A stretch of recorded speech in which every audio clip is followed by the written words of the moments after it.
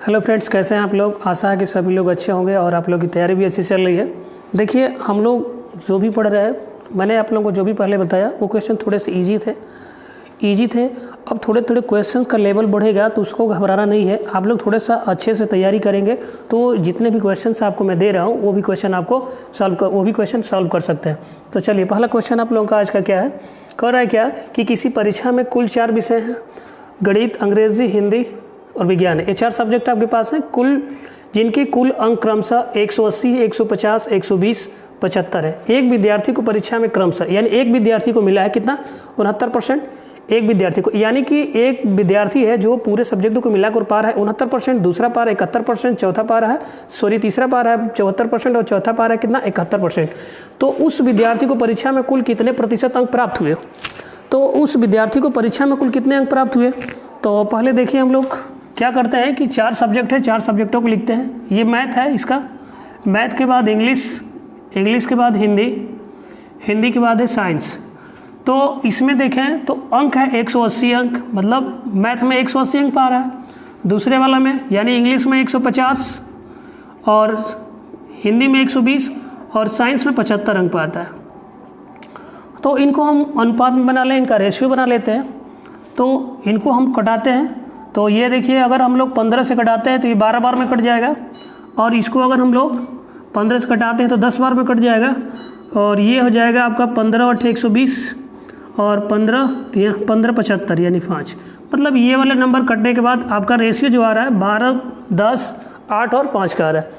तो इसमें यह कहा गया कि एक विद्यार्थी को परीक्षा में क्रमशः 69%, 71, 74, 71 पाता है, यानी कि ये वाला 69% पा रहा है, और दूसरा कितना 71% पा रहा है, तीसरा 74% पा रहा है, और चौथा 71% पा रहा है। तो क्वेश्चन में कहा गया क्या कि उस विद्यार्थी को परीक्षा में कुल कितने प्रतिशत अंक प्राप्त करने चाहिए, यानी कि परीक्षा में उसको कुल कितने परसेंटेज नंबर लाना जरूरी है। तो चलिए देखते हैं। अब यहाँ पर देखिए हम लोग जेसम रूल का प्रयोग कर लेते हैं। तो यहाँ पर सबसे देखिए इसमें क्या होता है कि सबसे जो कम जो दिया होता है, जो मिनिमम परसेंटेज दिया होता है उसी को लेते हैं। तो यहाँ पर देखिए तो ये वाला जो है सबसे कम है, 69% है।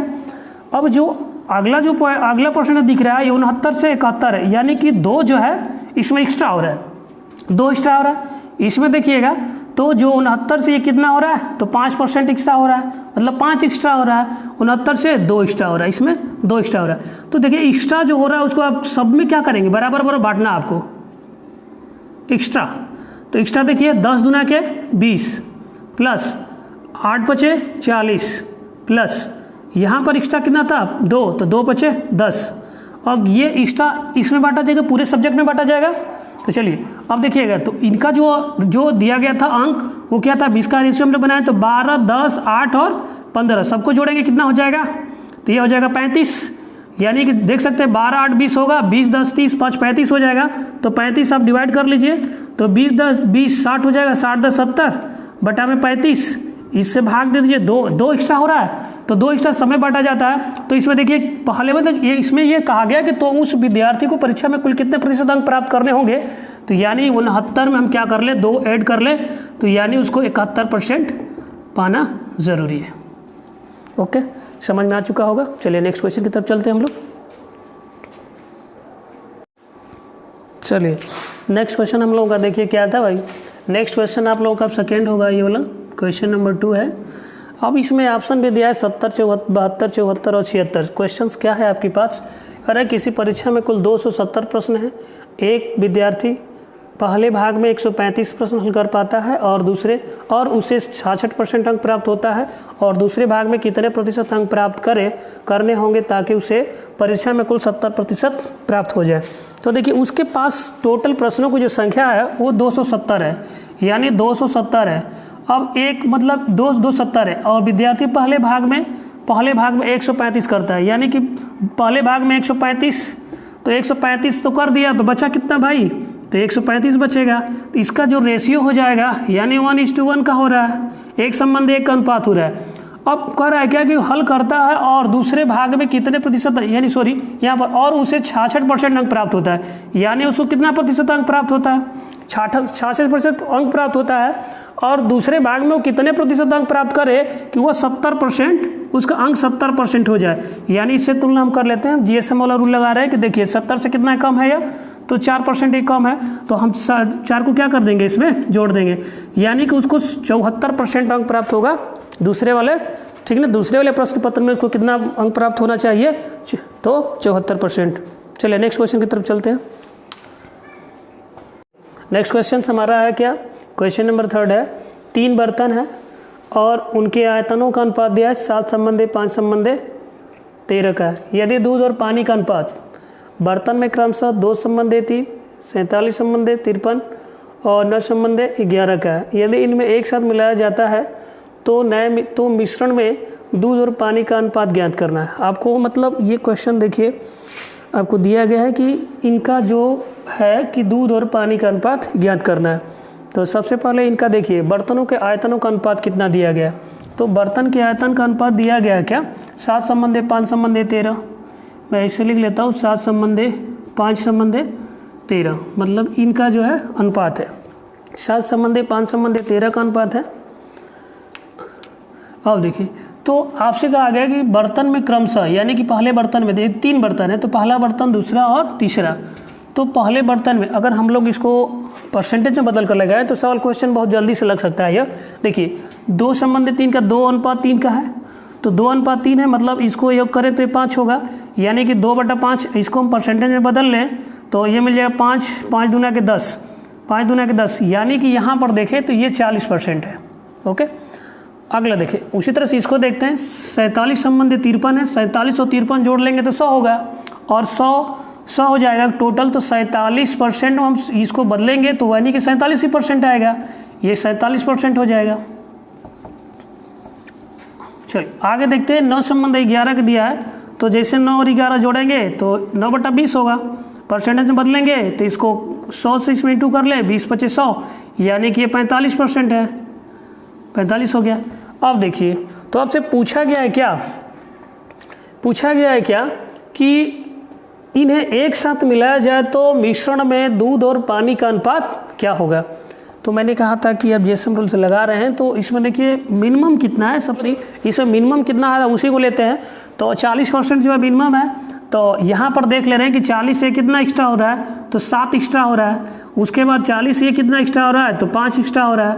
अब आप लोग क्या करेंगे इसमें कि इसको एक्स्ट्रा जो पार्ट दिख रहा है आपको वो सब में बांटना है, एक्स्ट्रा वाला, तो 5 में 7 का गुणा करेंगे तो कितना आएगा, 35 आएगा, प्लस इसमें 13 चौके, तो नहीं सॉरी ये 13×5 क्या हो जाएगा, तो 65 हो जाएगा, और बट्टा में अब देखिए टोटल कितने हो रहा है यह, तो 7 10 कितना हो जाएगा, 7 और 13 20 हो जाएगा, 20×5 25, यानी 25 इसमें डिवाइड कर लीजिए, तो यानी कि 6 3 9 1 10 हो रहा है, बटा में कितना लिखेंगे 25 चौके 100, यानी एक्स्ट्रा मतलब जो हो रहा है हमारा ये 4 हो रहा है, तो चारों में आपको बांटना पड़ेगा। तो ध्यान से देखें तो 40% दिख रहा है, तो मैंने कहा कि इसमें जोड़ लीजिए आप लोग, 40 + 4 जोड़ेंगे तो कितना परसेंटेज हो जाएगा, 44% हो जाएगा यह, तो 44 जो % हो रहा है, यानी इसमें देखिए कि दूध और पानी, तो अगर ये 44% अगर दूध हो रहा है तो पानी कितना होगा भाई, तो यानी कि 100 में से इसको माइनस कर लेंगे तो ये 44 हो गया, और 100 में से इसको माइनस करेंगे, 44 को जैसे माइनस कर लीजिए तो ये आएगा 6 या 9 होगा, तो 9 में से 4 माइनस करिए 5 हो जाएगा, यानी 44:56। इसको कटा सकते हैं आप, अगर हम लोग इसको कटा लें 4 से कटा लीजिए, 4 × 4 11 होगा, फिर 4 × 4 और 4 चौके 16, यानी कि 11:14 का अनुपात है, यानी कि दूध और पानी का जो अनुपात अब हो जाएगा वो 11:14 का हो, सॉरी यहाँ पर 11, सॉरी ये वाला देखें 11:14 का होगा। तो ये वाला क्वेश्चन आप लोगों को समझ में आ चुका होगा। चलिए नेक्स्ट की तरफ चलते हैं हम लोग। चलिए नेक्स्ट क्वेश्चन आप लोगों का क्वेश्चन नंबर 4 है। देखिए आसान सा क्वेश्चन सभी लोग लगा सकते हैं। देखिए क्या दिया गया है कि कुछ रुपए ABC में इस प्रकार बांटे गए कि B को A से 10% कम, जबकि C से 20% कम प्राप्त होता है और D को C से 1/3 अधिक प्राप्त होता है। तो D को A से कितने प्रतिशत अधिक अंक प्राप्त होता है। तो देखिए हम लोग इस सवाल को अगर बेसिस से लगाएं तो बहुत बड़ा होगा, क्वेश्चन बड़ा हो जाएगा, तो इसको आप लोग रेशियो से लगाइए। देखिए अगर हम लोग देखें कि यहाँ पर दिया गया है कि इस प्रकार बांटे गए कि बी को ए से, मतलब अगर मैं इनका अगर रेशियो लेकर चलता हूँ ए बी का, तो यहाँ पर दिया गया है कि 10% कम प्राप्त होता है।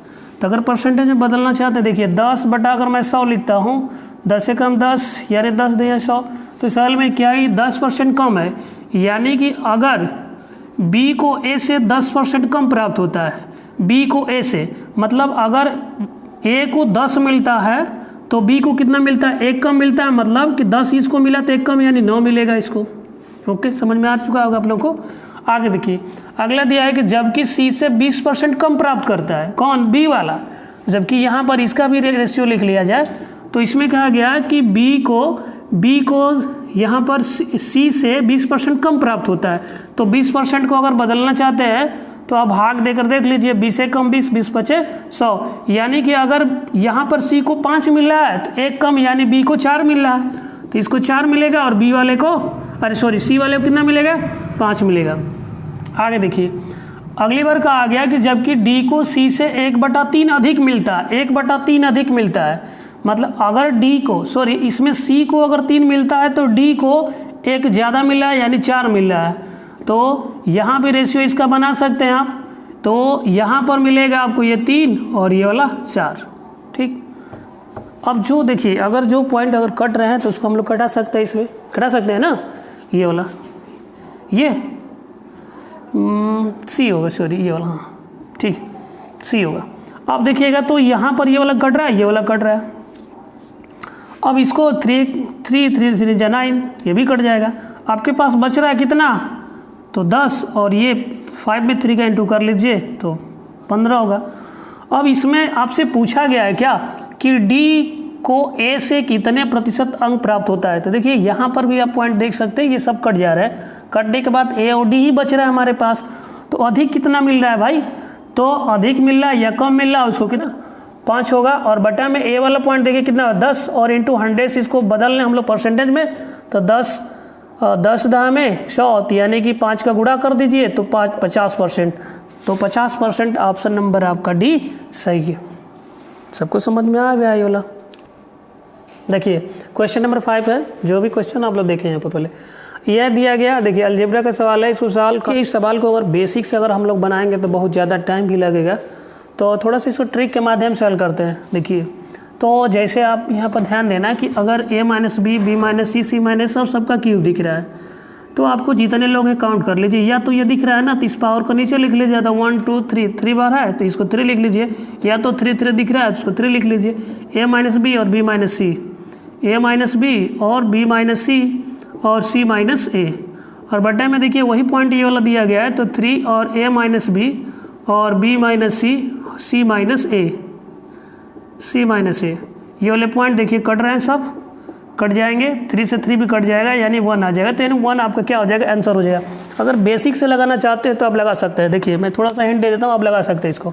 A माइनस बी का होल क्यूब पर तोड़ दीजिएगा, फिर इसको B माइनस सी पर, C माइनस ए पर, यानी कि ये वाले जितने यहाँ से यहाँ जो दिख रहा है ये वाले पार्ट सभी कट जाएंगे, सभी कट जाएंगे। नीचे बच जाएगा 3 आपका और ऊपर बच जाएगा 3ABC, यानी नीचे 3ABC और ऊपर 3ABC, 3 से 3 कट जाएगा और ABC से ABC कट जाएगा, यानी आपका आंसर वहाँ से भी 1 आ जाएगा। तो अगर हम लोग बेसिक से लगाए थोड़ा सा बड़ा होगा, तो इस ट्रिक माध्यम से इसको हम लोग लगा सकते हैं आसान तरीके से। चलिए नेक्स्ट क्वेश्चन चलते हैं हम लोग। देखिए नेक्स्ट क्वेश्चन हम लोग का क्या है, a plus B plus C बराबर 0, A Q plus B Q plus C का होल स्क्वायर का मान क्या होगा। अगर मैं इसको अगर बेसिक, देखिए इनमें दोनों तरीके में बता देता हूँ, बेसिक बता देता हूँ, ट्रिक से भी माध्यम से बता देता हूँ। तो पहले ट्रिक वाला समझ लो आप लोग। मैंने कहा कि अगर यहाँ पर 3 लोग दिख रहे हैं, स्क्वायर दिख रहा है, ए बी सी दिख रहा है ना, तो इसमें देखिए तो इसको आप लोग क्या कर लीजिए कि यहाँ पर 3 है तो 3 मैंने ले लिया, और उसके बाद ये 3ABC मतलब ABC रखते हैं और उसके बाद इसका स्क्वायर कर लेते हैं, स्क्वायर हो गया। तो और उसके बाद अब इसका हम लोग स्क्वायर करेंगे तो 3 का क्या हो जाएगा, 9 हो जाएगा, और उसके बाद A का स्क्वायर करेंगे, B का स्क्वायर करेंगे, C का स्क्वायर करेंगे। तो ऑप्शन नंबर आपका कौन सा सही है, तो B वाला सही है। चलिए अगर मैं बेसिक से इसको बता देता हूँ, ध्यान देना सभी लोग। तो यहाँ मैं इसको लिखता हूँ A cube plus B cube plus C cube minus 3ABC होता है बराबर। अब इसको लिखेंगे A plus B plus C, यहाँ से लिख लीजिए A plus B plus C और A square plus B square plus C square minus A B minus B C minus C A. ठीक है, अब देखिएगा तो ये सी ए हो गया, तो ये वाला जो पार्ट दिख रहा है ना, मतलब ये वाला आगे का है।